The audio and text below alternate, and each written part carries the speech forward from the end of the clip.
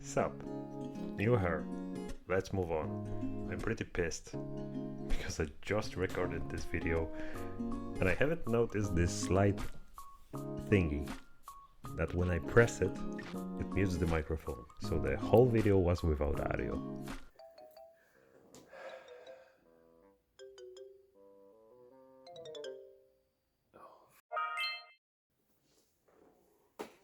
So yeah, second time recording the same Let's begin.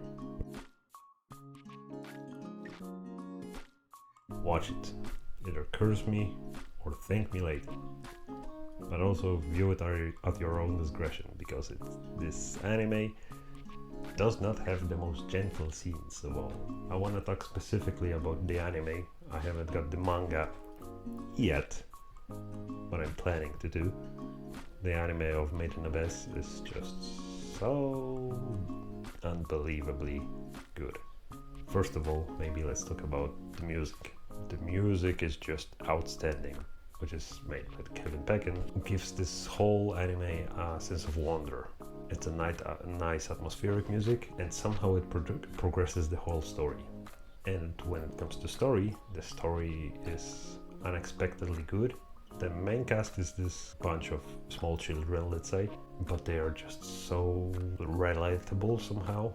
Throughout the whole story, stuff happens to them, which is not good, because some of the experiences they get to have on this journey is painful.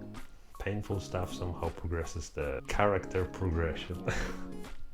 You need to experience some of the bad stuff to progress and get a new perspective on life. Some of the stuff that happens to them is not very good. It's horrendous. The main cast, who it is, it's Riko.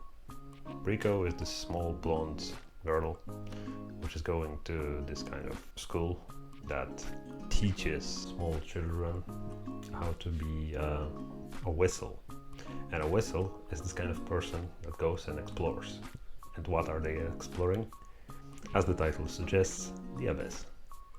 And what is abyss? Abyss is this kind of hole in the ground. Yeah, the whole world builds around this kind of island, which has hole in the middle, and it goes deep down inside the earth. It's divided by layers, and I don't know how to describe it. Here's a graph. This is the abyss. And yeah, the abyss itself is very, very brutal.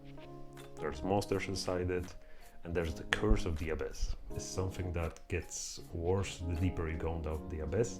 For example, on the first layer, there, let's say, when you go up to the surface, you get a slight dizziness. You can vomit or, what else. You get dizzy. The deeper you go, the more consequences you get. And yeah, the whole story is very consistent with it. It runs with it and delivers unexpected blows to you and the cast, physically and mentally towards the viewers of the anime, because you get this kind of attachment to main cast. You care about them, and the worst stuff happens to them, you cannot help yourself but to just cry your eyes out sometimes.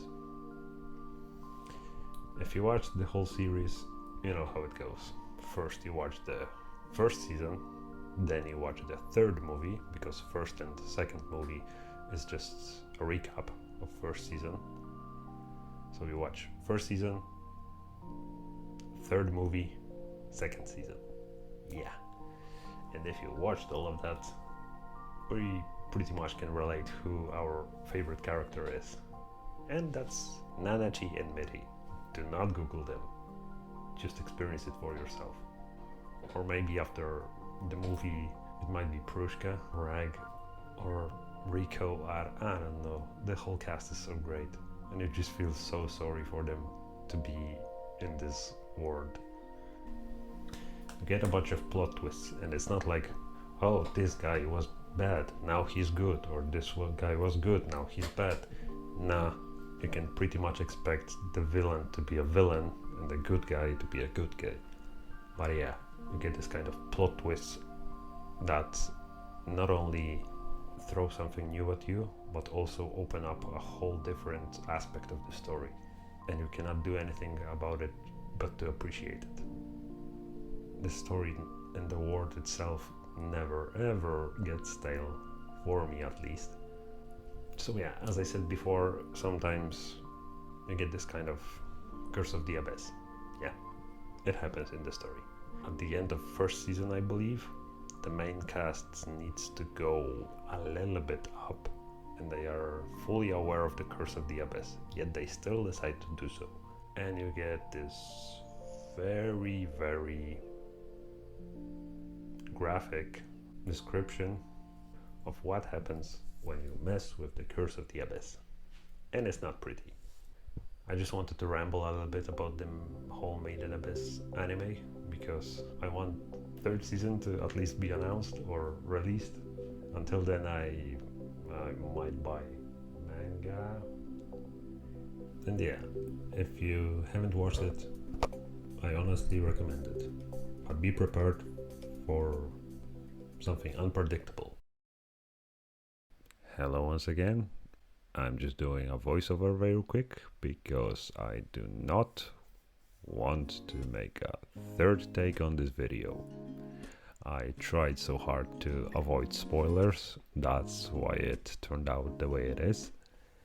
And I feel like I haven't done the video justice right now when I'm editing it. So yeah, I wanted to clarify a little bit about a couple of things. First of all, the music. The music is just not only good and atmospheric, it builds the world in a very mysterious way as well. It gives the world its the sense of wonder, and you feel like a little explorer along with the cast when you hear the music. It's just like so mysterious and uneasy at times. The world itself is not only perfectly descriptive but also very righteous. The cast, even though they are a pack of small kids, they know it very good, and the world is just so unforgiving even towards them. I also forgotten to mention the other main character, which is Reg, in this second take on the video. And Reg is a very interesting character. He has a mysterious past which we are finding along the way along with him. Rico met him in, as you can figure out on yourself, in the first episodes, and as generic MC does, she was in a little bit of trouble, so Reg saved her. And what did I mean by relating to main characters? I meant that you can relate to the hard parts that's happening to them. Unfortunately, hard parts happen in life, and the way they are dealing with it is very relatable. It's like very natural and human, because losing someone that is close to you is never an easy task. In my story with Made in Abyss, I knew about it existing, and I purposefully avoided watching it. I only watched compilation on YouTube about horrendous parts. I mentioned it to my brother once when he told me that he started watching it. I started watching along as well, and we have this kind of connection over this love for Made in Abyss.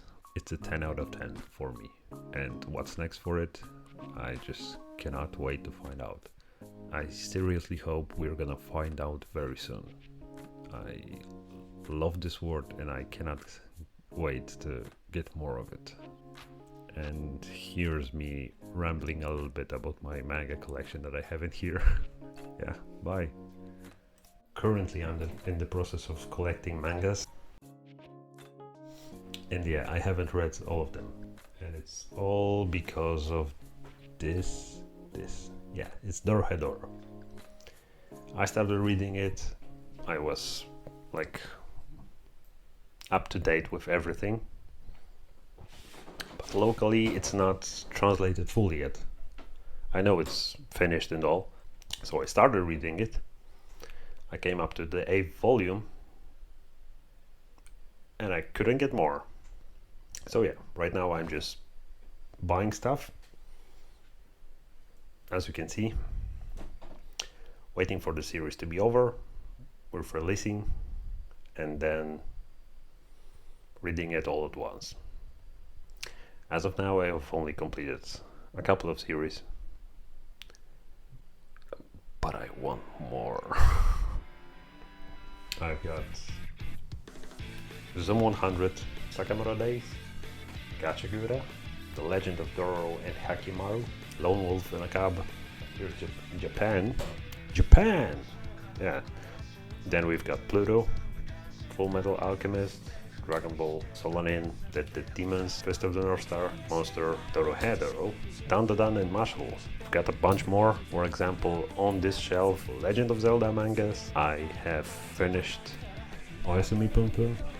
I started collecting Berserk in deluxe editions, Soul Eater, Devilman, Doubt. Oh yeah, I've got also here interspecies reviewers. Don't judge me. I like my degeneracy. One Punch Man, Vinland Saga, Shaman King, Soul Eternat and Tokyo Ghoul. So yeah, yada yada. That's gonna be it. Let me know in the comments below what you think about Made in Abyss. Have you watched it? Have you read it? That's pretty much it.